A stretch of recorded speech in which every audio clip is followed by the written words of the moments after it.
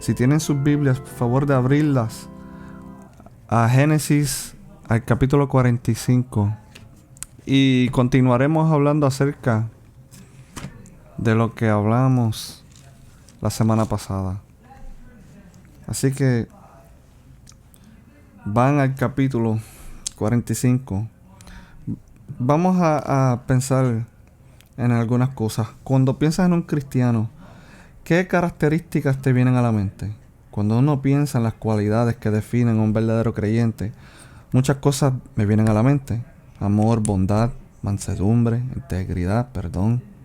Cuando uno mira a la iglesia, deben ver que somos personas que aman, personas que conocen la verdad, personas que son amables, personas que alientan y exhortan, personas que hacen un esfuerzo adicional, personas que acompañan a los que están sufriendo, personas que perdonan. Esas cualidades deben definir quiénes somos y cómo debemos actuar. Pero especialmente el primero que mencioné sobresale. Y el primero que mencioné fue amor.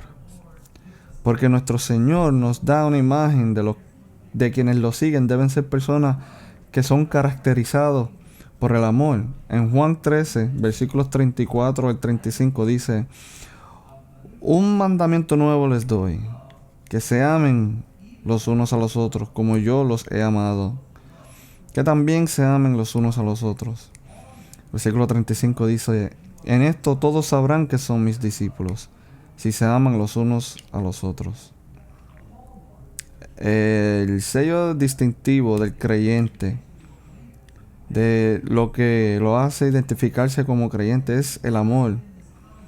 Implicado en este concepto del amor es el aspecto que la gente de Dios sean personas que perdonen. El mundo sabrá que eres un seguidor de Cristo por la forma en que amas. El concepto de amar al otro está implicado en el aspecto de que también nosotros debemos ser personas que perdonan. Nunca podemos amarnos plenamente sin perdonarnos. Regresar a Génesis 45. Tenemos uno de los segundos cuadros más hermosos de toda la escritura con respecto al perdón. La primera imagen es la de nuestro Señor y los eventos de la cruz. Mas una de las características clave en la vida de un creyente es ser alguien que perdona. Lamentablemente, muchas veces la iglesia está muy lejos de ser gente que perdona. ¿Cuántas veces el mundo mira a la iglesia y ve que está fracturada, amargada, guarda rencor, rencorosa, egoísta, fría, implacable? A menudo hay personas en la iglesia que se aferran a esos elementos durante años. Se sientan enfurruñados y amargados en la última fila. Ellos reparten palabras amables seleccionadas a personas seleccionadas, exclusivas. Palabras seleccionadas de aliento, palabras de edificación seleccionadas. Pero tienen muchas quejas de otros, de lo que otros le han hecho. Y estoy seguro que este mensaje esta mañana tal vez sea incómodo para muchas personas. En el cuerpo de Cristo, pues constantemente tenemos que perdonar porque continuamente pecamos y fallamos. Y continuamente hacemos cosas que no están bien. Cosas que ocurren en el pasado, cosas que ocurrirán hoy o tal vez ocurrirán en el futuro. Pero no podemos tener un corazón que no esté listo para perdonar. El cuerpo ha de estar unido y debe ser el gozo del corazón del creyente. Así que para muchos, aún en la iglesia, aún aquí, que continúan teniendo una actitud de no perdonar. Y aún sigo siendo el chico nuevo aquí en nuestra congregación. Y no necesariamente es que lo he visto aquí, pero lo he visto en otras congregaciones y en otros lugares. Porque hay aquellos quienes guardan rencor contra sus padres.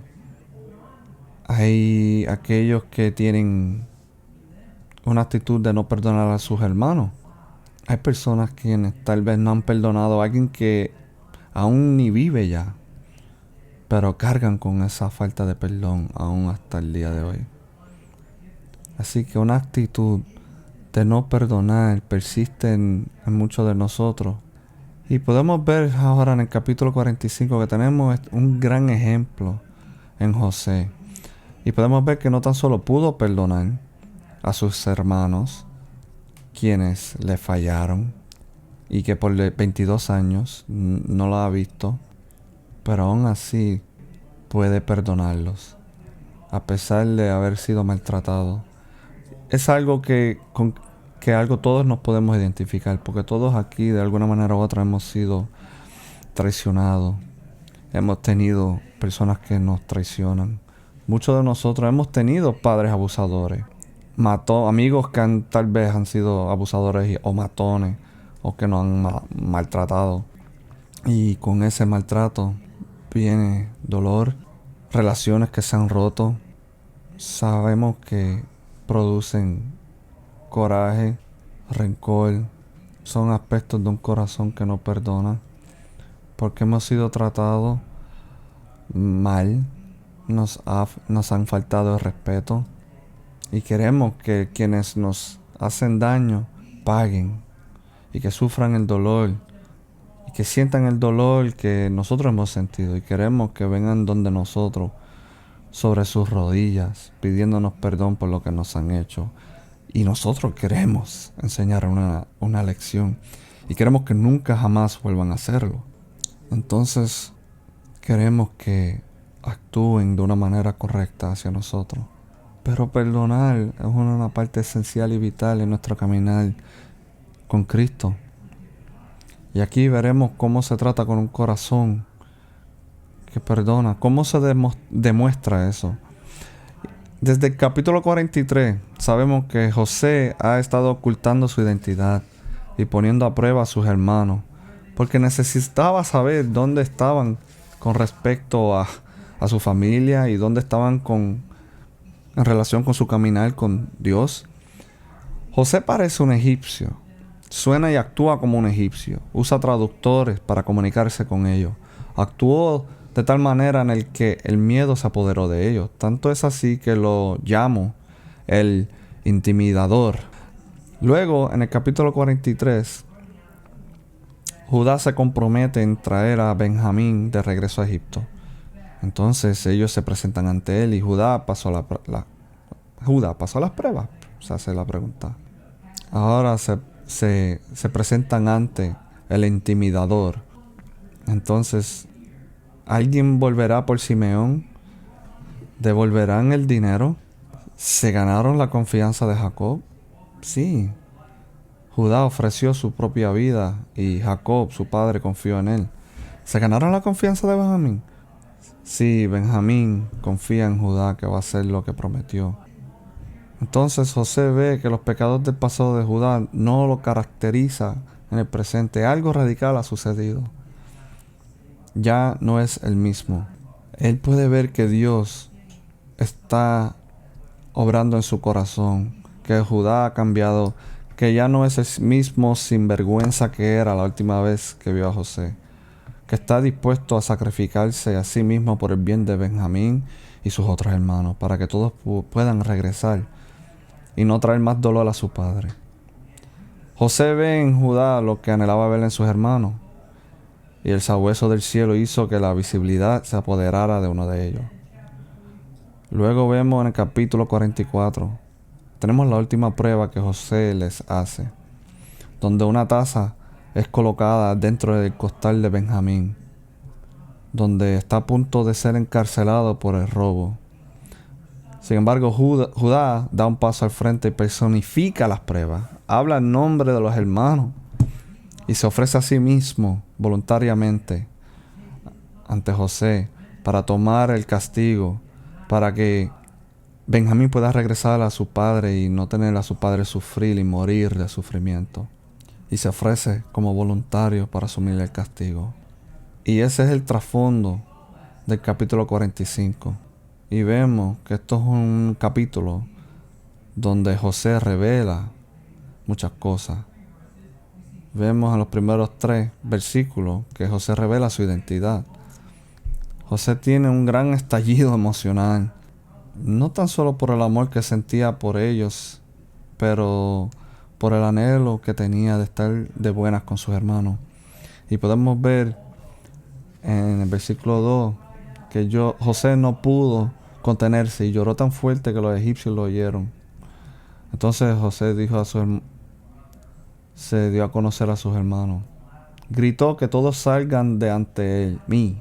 Así que no había nadie con él cuando José se dio a conocer a sus hermanos. Entonces José dijo a sus hermanos: yo soy José. ¿Sigue vivo mi padre? Pero sus hermanos no pudieron responderle porque estaban consternados ante su presencia. Entonces, literalmente, se dijo la semana pasada que quedaron atónitos, perturbados, alarmados, aterrorizados, estar ansioso, estar nervioso. Usualmente el contexto indica qué fue lo que realmente aconteció. Pero yo dije la semana pasada que yo creo que tal vez experimentaron todas esas emociones. ¿Por qué? Porque en tan solo unos segundos fueron de estar consternados ante él a estar perplejos y luego para experimentar la euforia, José, y en asombro, sigue vivo, para luego sentir terror absoluto. Todo en cuestión de segundos. Porque cuando se dieron de cuenta que era José, esperaron que José los ejecutara por sus crímenes. Porque sabían que Dios estaba pagándole por sus actos pecaminosos. Pero vemos luego que José revela su teología en capítulo 45, versículos del 4 al 8. Y explica por qué él está actuando como él actúa. Y luego de 22 años, José y Dios estaban juntos. Y le dice que no fueron ustedes quienes me trajeron aquí a ser esclavo, sino Dios. Y vemos que José tenía un plan y va a revelar su plan. José ha pensado todos los detalles con relación a su padre, a su familia. Corran, avancen, vayan a donde nuestro padre y tráiganlo de regreso. Y revela su plan. Y vemos en los versículos 16 al 20 que Dios también revela el favor de José con el faraón. Dios estaba obrando porque Faraón estaba de acuerdo. Faraón también estaba emocionado de que José se reuniera con su familia, tanto que paga para que regresen y prueba ropa nueva, les concede ropa nueva, transporte y provisiones para el viaje. Y solo Dios pudo haber trabajado en el corazón de Faraón para lograr esto con una familia desconocida. No sabemos cuántos detalles, pero sabemos que ya para el capítulo 50, Jacob ya sabe toda la verdad acerca de que fueron los hermanos de él, que eran ellos los culpables de todo lo que había acontecido con José y cómo ellos engañaron a su padre. Entonces Jacob conoce la verdad. Y hay un elemento que José revela el fruto del perdón. De manera que se atraviesa este pasaje bíblico. La pregunta que surge en todo esto es de cómo podría José, luego de todo lo que los hermanos le hicieron, de la manera que lo odiaban, que querían matarlo, y terminaron vendiéndolo, ¿cómo puede perdonarlos? ¿Cómo? Luego de que lo apartan del pueblo de Dios y del pacto de Dios, ¿cómo puede perdonarlo? Ese es el último punto que tenemos y que vamos a mirar hoy. ¿Cómo José tuvo un corazón dispuesto a perdonar? Y para poder entender el perdón y cómo él es capaz de perdonar, primero tenemos que entender qué es el perdón, un concepto bíblico. Porque nuestra sociedad tiene un entendimiento general, pero hay que definir las cosas y los conceptos de una manera apropiada y correcta. Así que el perdón es cancelar o eliminar una deuda. Eso es lo que significa perdonar. Cancelar o eliminar una deuda. Y la ilustración clásica, un ejemplo, es: tomé un teléfono prestado y me lo piden prestado y yo lo presto. Y luego lo dejan caer y se rompe completamente el teléfono en pedazos. En pedazos, literalmente pedazos. Ahora tiene una deuda por la compra de otro teléfono. Hay que comprar, sustituir ese teléfono roto. Entonces, el perdón es: no te preocupes por eso. Yo diciendo, no te preocupes por eso. No me tienes que comprar otro teléfono. Ahora tiene una deuda por la compra de otro. El perdón no es eso. El perdón no es: te pido que me compres otro teléfono y luego estaremos bien. Eso no es perdón. El pago para reemplazar el teléfono resuelve la deuda que se debía. Pero el verdadero perdón es que yo te diga: no te preocupes por eso, por comprarme otro teléfono. He perdonado la deuda. Ha sido cancelada. Ese es el verdadero perdón. Es eliminar la deuda que se tenía. Entonces tendemos a decir que perdonamos a alguien cuando nos ha hecho daño, pero interiormente actuamos como si todavía tuviera que pagar por lo que ha hecho. Eso no es perdón. El perdón es que la deuda se cancele, que se vaya, se deshaga. Entonces esa es la definición de la palabra. Pero para tener una mayor comprensión de lo que es perdón, vamos a discutir lo que es tener un perdón horizontal y un perdón vertical. Tienes que entender que no se comienza de una manera vertical. No es una manera correcta de entender el perdón. Para entender bien el perdón hay que entenderlo de una manera horizontal ante Dios. Y al entender el perdón de una manera horizontal, puedes entender el perdón de una manera vertical.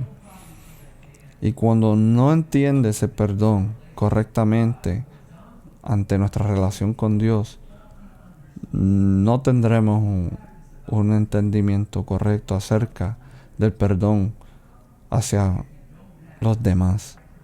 Y si no tenemos una perspectiva correcta de nuestra relación con Dios y de ser perdonados ante Dios, no tan solo va a afectar nuestra relación con Dios y no tan solo va a afectar nuestro entendimiento del Evangelio, pero también afecta el perdón que experimentamos hacia los demás.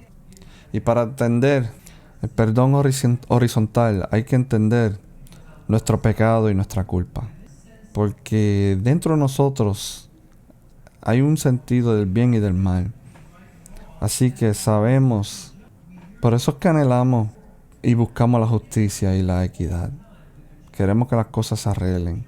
Eso se experimenta mucho cuando tenemos niños, porque los niños quieren las cosas sean justas. Quieren un pedazo de pastel que sean idénticas. No puede haber un pastel más grande para uno y otro más pequeño para el otro, porque ellos dirán que no es justo. Entonces buscamos la justicia y por eso lo buscamos dentro de nosotros. Y cuando alguien nos ha agraviado, queremos dentro de nosotros que reciba justicia, porque me hicieron mal. Quiero que las cosas sean hechas bien. Y quiero que ellos entiendan el dolor que yo he atravesado. También no es que tan solo anhelamos la justicia, pero también comenzamos a excusar nuestro propio mal, nuestro propio pecado. Y nos inclinamos a excusar nuestras faltas y nuestros pecados. Vivimos en una sociedad que excusa nuestros pecados. No vemos nuestras acciones como un pecado, sino como el resultado de otras acciones. Y excusamos nuestro pecado porque decimos, cuando yo peco, no entendiste mis motivos. Y vemos esto todos los días en los tribunales. Cuando la persona ante el juez le pregunta, ¿le pegaste a la anciana y le quitaste el bolso? Y ella responde, estuve en 3 hogares de acogida. ¿Le pegaste a la anciana y le quitaste el bolso? Vengo de una familia pobre. ¿Le pegaste a la anciana y le quitaste el bolso?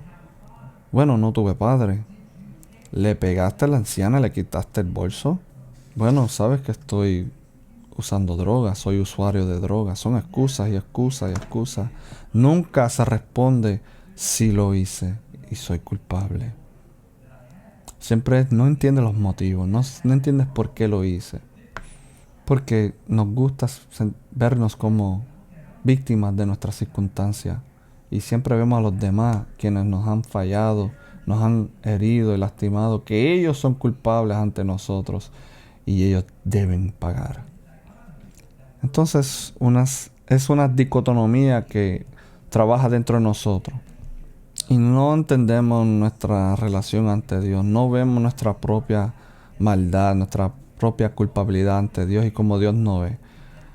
Romanos 3 dice, todos hemos pecado y hemos sido destituidos de la gloria de Dios. Toda persona ante Dios es culpable y la paga del pecado es muerte. Y siempre buscamos excusar nuestros pecados, pero Dios nos ve a nosotros como culpables. Y no hay nada que podamos hacer para amortiguar esa culpabilidad ante Dios. Él es un juez y Él tiene que juzgarnos. Pero nosotros nunca nos vemos como tan malos. No soy tan malo. No soy como Hitler. No soy como un asesino en serie. No soy como aquellos. El infierno será muy caliente para ellos. Pero yo no soy como ellos. Porque antes de venir a Cristo, porque nosotros pensamos que tal vez Dios juzga los pecados o las califica en una curva. Y debido a eso, pensamos que no somos tan malos. Él te perdonará de tu pecado. Pero Dios es santo. Él es justo y nos condena nuestros pecados. Nosotros no entendemos lo grande que es nuestro pecado. No entendemos el pensamiento, ni las palabras, ni los hechos.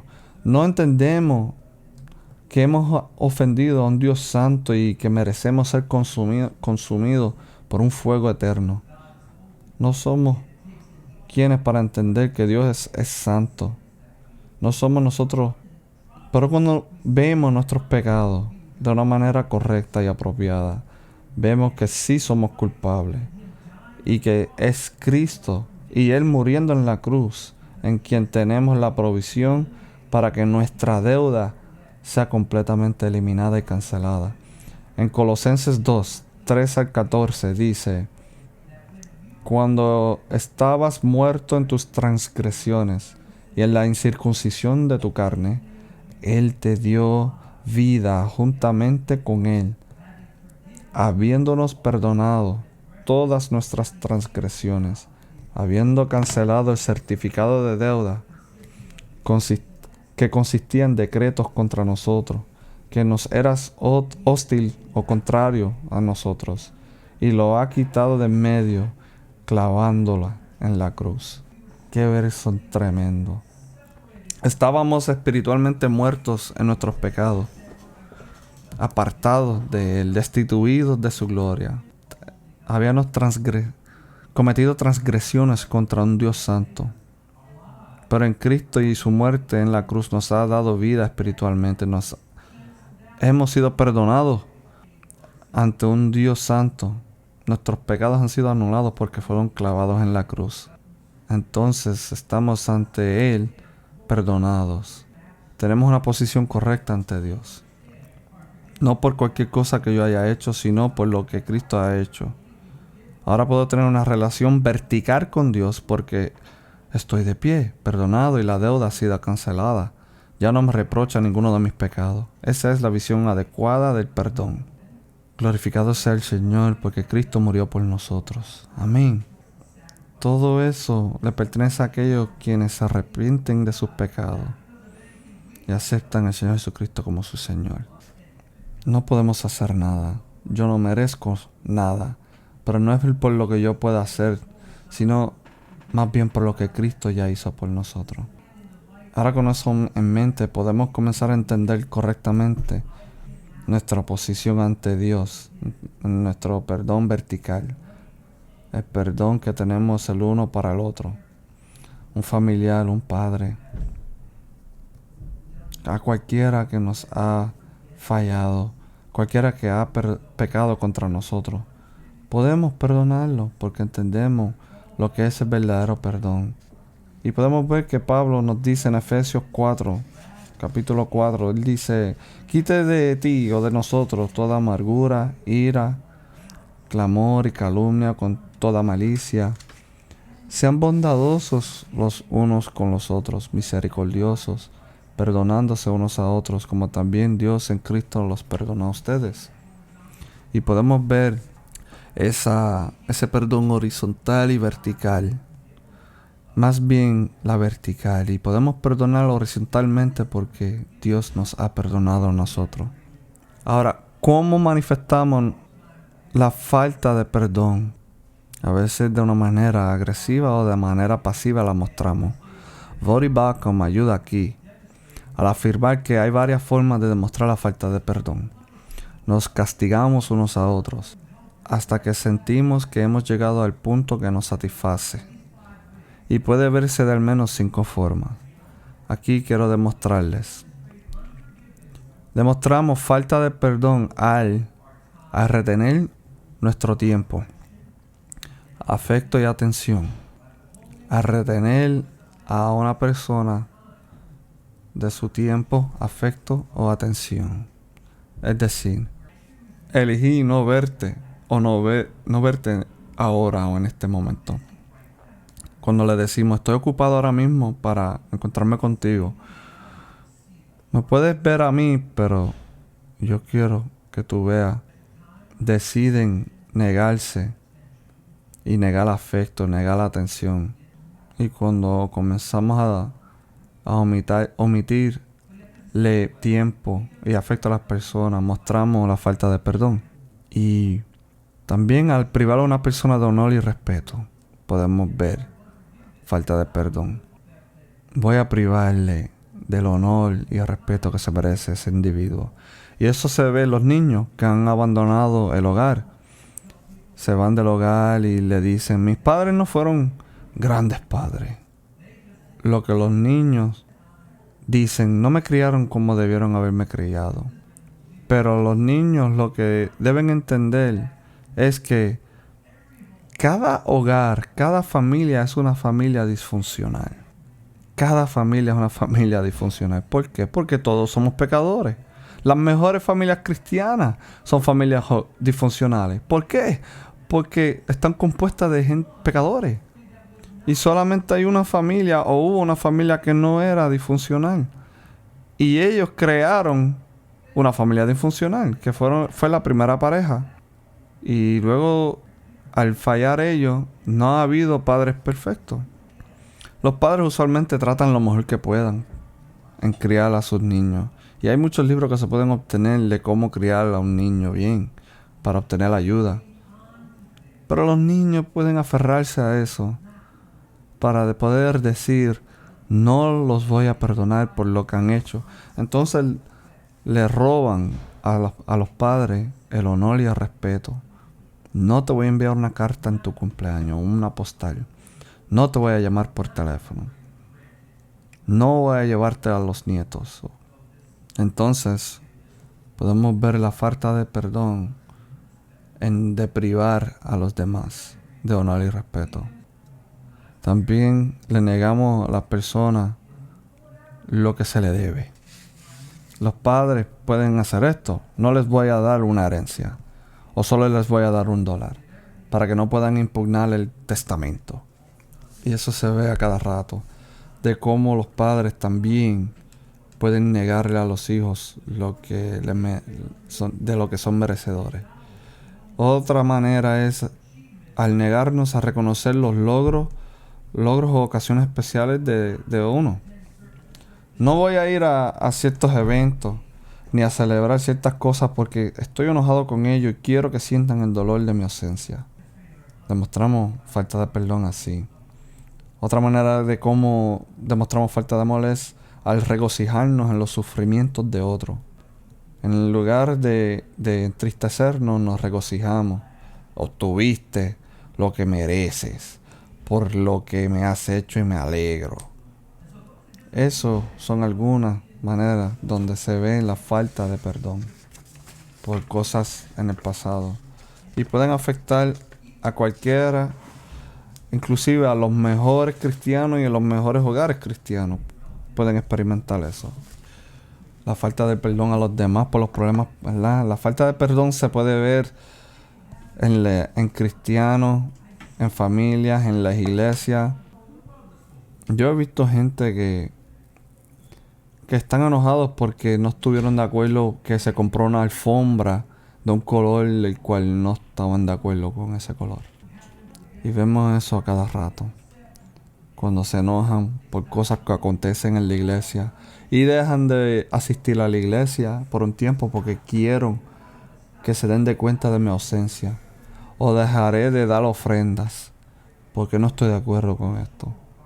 Entonces mostramos la falta de perdón y nuestra dureza de corazón de maneras crueles y feas. Y eso no debe estar en ningún lugar, no debe obtener ningún lugar en el corazón de un creyente. Y antes de volver al capítulo acerca del perdón, hay cosas que quiero señalar. Primero que nada, el perdonar es un mandato. Y Dios nos ha mandado, nos ha ordenado a perdonar. Colosenses dice, así como Dios los ha perdonado a vosotros, nosotros debemos perdonar. Es un mandato, no es opcional. Yo no tengo ganas de perdonar hoy. No se puede decir eso. Estoy enojado. Quiero estar enojado. No puedes. Es un mandato. Se te manda a perdonar. No es opcional. Y este aspecto nunca termina. Se supone que siempre perdonemos. Y Mateo capítulo 14 dice, ¿cuán a menudo debemos perdonar? ¿7 veces? Él dijo, no, 70 veces por 7. No se trata de 490 veces. Más bien, simplemente que es algo continuo. Entonces, el perdón siempre está de manifiesto. Y es algo que se tiene que tratar con Él inmediatamente. Aun cuando estás orando y adorando y te das de cuenta que tienes algo contra alguien, tienes que perdonar en ese momento, inmediatamente. No puedes posponerlo. Es un mandato, es muy a menudo y es inmediato. No es algo que permanece. Porque si no perdonamos, habrán unos resultados, unas consecuencias. Cuando no perdonamos, somos nosotros quienes estamos en pecado. Porque si nuestro Señor nos manda a perdonar y no perdonamos cualquier cosa que ellos hayan hecho, aunque te sientas que estás en lo correcto y estás justificado en tu posición, aún así se nos ha mandado a perdonar. Y si no perdonamos, ¿quién somos nosotros los que estamos en pecado entonces? Y si no practicamos el perdón, nos hace a nosotros hipócritas. Y odiamos que se nos diga hipócrita, ¿cierto? Pero en realidad lo es. ¿Por qué? Porque cuando no estamos dispuestos a perdonar a alguien por el dolor que nos ha causado, nos convierte en hipócrita. Lo que estamos diciendo a esa otra persona es que Cristo murió en la cruz por su pecado. El Padre está satisfecho de que su deuda ha sido pagada. Sin embargo, eso para mí no es suficiente. Eso nos hace hipócritas. ¿Por qué? Porque yo estoy perdonado, pero yo no quiero perdonar. Eso es ser hipócrita. Entonces, podemos ver eso en Mateo capítulo 18, donde el Señor habla de un hombre que debe de una manera astronómica 10,000 talentos, que era una suma sumamente astronómica de dinero.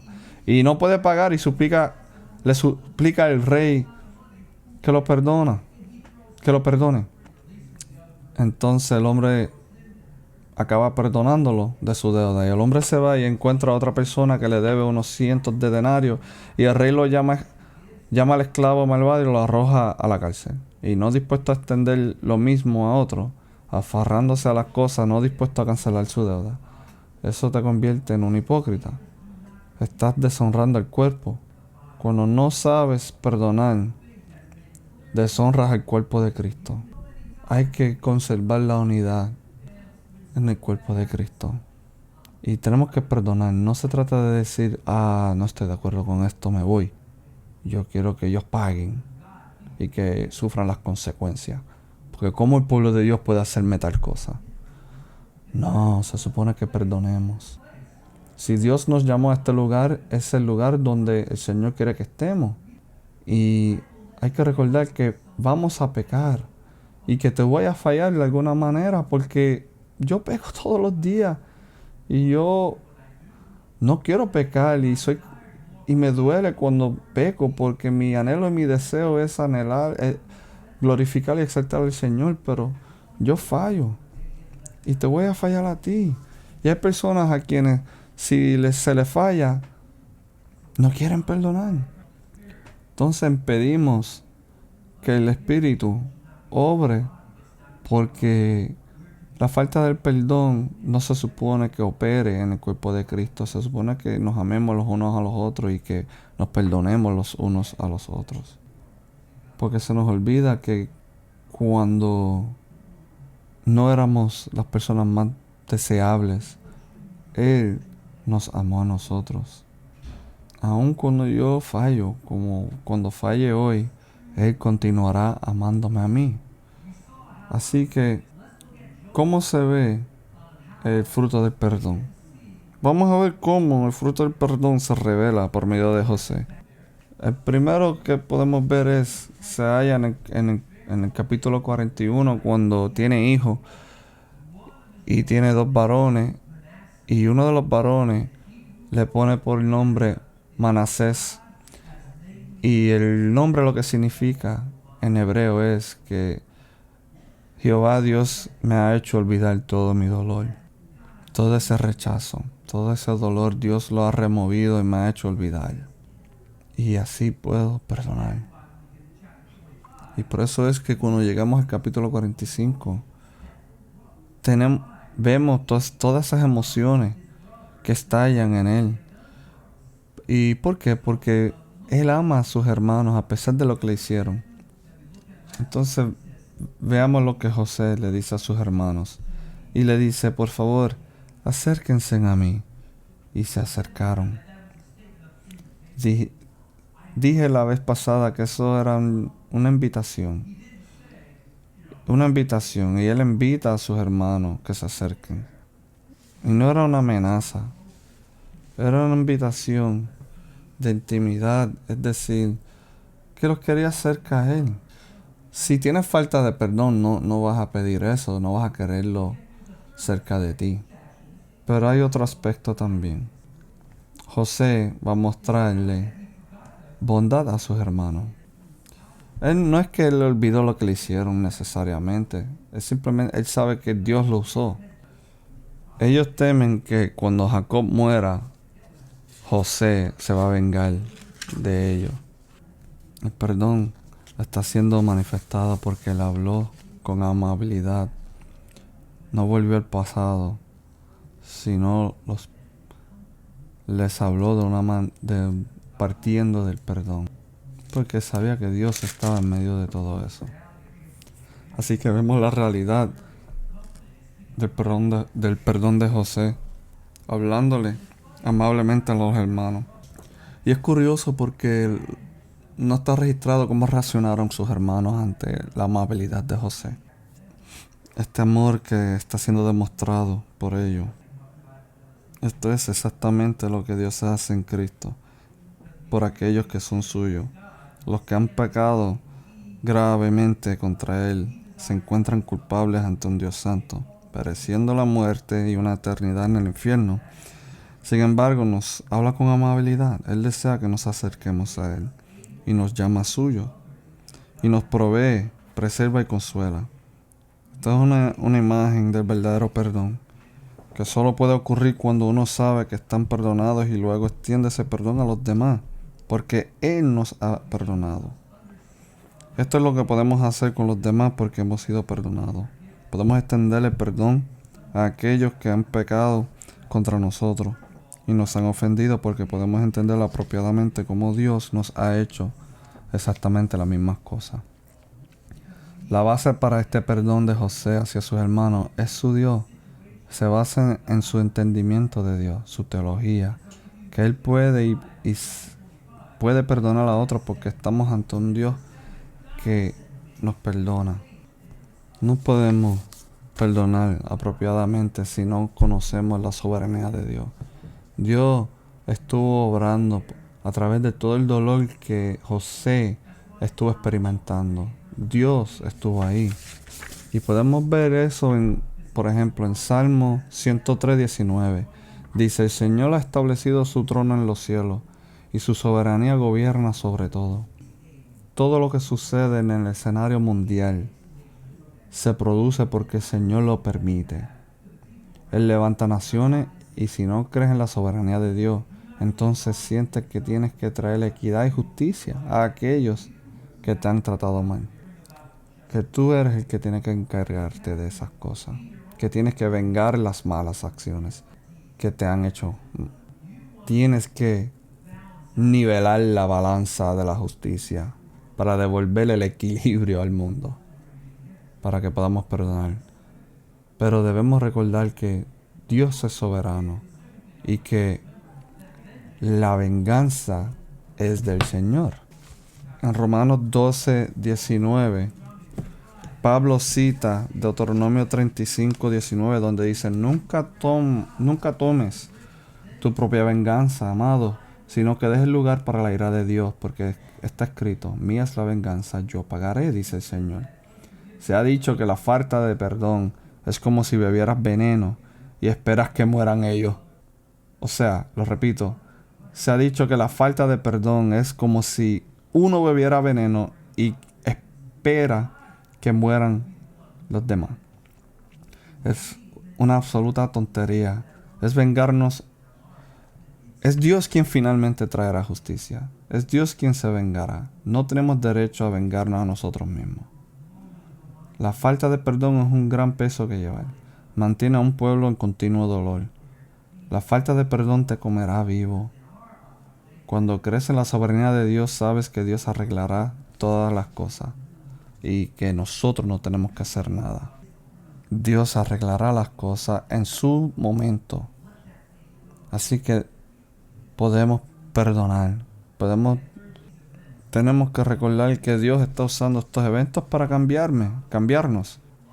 Él usa eso para trabajar en nuestras vidas. Veamos el versículo 5, la segunda parte. Dice: porque Dios me envió antes que ustedes para preservar la vida. Versículo 7. Dios me envió antes que ustedes para preservarlos, porque eres un remanente en la tierra, para mantenerte vivo con una gran liberación. Así, a los 17 años José no se habría ofrecido como voluntario para ir a Egipto. Pero a los 40 años José no habría cambiado nada. Lo haría de nuevo. ¿Por qué? Porque Dios estuvo ahí en todo momento. Así que Dios está obrando para cambiarme a mí. También tenemos que recordar que cuando demostramos perdón, Dios está obrando en otros debido a sus acciones injustas hacia nosotros. Ahora, debido a sus acciones injustas hacia nosotros. Ahora, no se entristezcan ni se enojen con ustedes mismos, porque me vendieron aquí. Ahora, por lo tanto, no fueron ustedes quienes me enviaron aquí, pero Dios. Los muchachos de Jacob pensaron que solo se estaban deshaciendo de José. No vieron que era a través de su pecado que el sabueso del cielo usaría esos eventos para perseguirlos y lograr su salvación. Y hay una última cosa que quiero que ustedes vean en el perdón de José hacia los demás. Y era el deseo de José por una plena reconciliación. Veamos en el versículo que dice: díganle al Padre, así he dicho a tu hijo José, que Dios me ha hecho Señor sobre la tierra de Egipto. Vivirán en la tierra de Gosén y estarán cerca de mí, tú y tus hijos y los hijos de tus hijos y tus rebaños y tus vacas y todo lo que tienes. Allí también te proveeré, porque todavía quedan 5 años de hambre, y tú, tu casa y todo lo que tienes quedarás empobrecido. No era tan solo su deseo de ver a su papá, a su padre, sino que quería su familia entera que estuviesen cerca de él. Él quería una plena reconciliación. El perdón es una cosa y la reconciliación es otra. El perdón es una calle de un solo sentido. Yo puedo perdonar, pero José no le pidió perdón a los hermanos, él tan solo los perdonó. Aún si no sabían que estuve molesto hacia ellos, yo puedo perdonarlos, pero la reconciliación es una calle de dos vías, dos lados que se unen. José dice, te quiero cerca de mí. Es de igual manera con Dios. No tan solo Dios nos salva, pero Él anhela que estemos cerca de Él. A pesar de que en un momento dado fuimos hostiles hacia Él, Él nos escogió. Y cuando nos escoge, no es que nos hace esclavos en un gran castillo, nos salva para ser hechos hijos suyos y para proveernos. Y hay una relación. Esta reconciliación no es algo que acontece de un día para otro. Es algo del cual hay que trabajar y esforzarse. La confianza tampoco es algo que se logra de una manera rápida. Toma tiempo. La confianza hay que ganarse y hay que trabajar en lograrla. Cuando tienes padres abusivos, puedes perdonarlos, pero tomará tiempo reconciliarte con ellos y confiar en ellos nuevamente. Puedes perdonarlos, pero se comenzará a arreglar la relación con el tiempo. El perdón es un tema sumamente amplio y hay muchas cosas que se pueden discutir, pero la necesidad del perdón está ahí. Y no sé si estás aquí presente o viendo a través de YouTube y las redes, pero si tienes en el presente un corazón que no quiere perdonar, siempre nos vamos a sentir que nos faltan el respeto, que nos fallan. Pero ¿cómo vamos a enfrentarnos a eso? Dios es soberano y la venganza es de Él. Y tenemos que reconocer que podemos perdonar y tenemos la capacidad de perdonar porque nosotros hemos sido perdonados ante Él. Y ahí es donde comienza todo. Padre Celestial, sé que para mí esto no es un mensaje fácil, pero era un mensaje que anhelaba dar desde que comencé el estudio de José. Porque el perdón es algo que todos necesitamos. Necesitamos entender y que sea una práctica constante en nuestras vidas. Y si hay algunos aquí que si están enojados conmigo porque estoy tocando esos botones que ellos piensan nadie tiene derecho a tocar porque no entiendes el dolor, no entiendes el coraje que yo tengo. Es un coraje que es justificado por el mal que me han hecho. Y sienten que hay una necesidad de que paguen por el mal que se le han hecho. Ellos tienen que realizar y reconocer que nosotros, nuestro propio pecado, ante Dios, ante un Dios santo, ha sido perdonado. Tú nos has perdonado plenamente en Cristo Jesús y así yo puedo perdonar al igual, porque tú me has perdonado a mí. Así que Padre, si hay alguien aquí que no le ha entregado su vida a Cristo Jesús, yo te pido que tú le permitas entender ese perdón, el perdón que Cristo nos ha mostrado a nosotros. Tenemos gente aquí que se encuentra en diferentes momentos de su vida. Hay personas que han tenido momentos traumáticos en su pasado.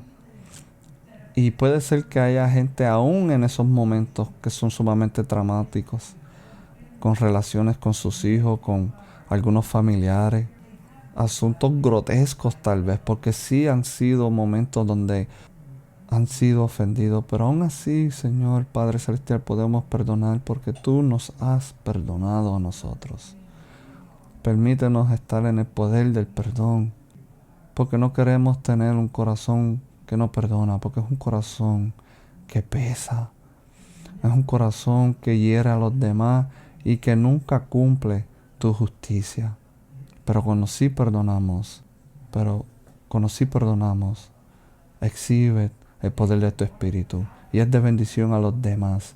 Y la gente se maravilla, pero ¿cómo puedes perdonarle a alguien que te ha hecho tal?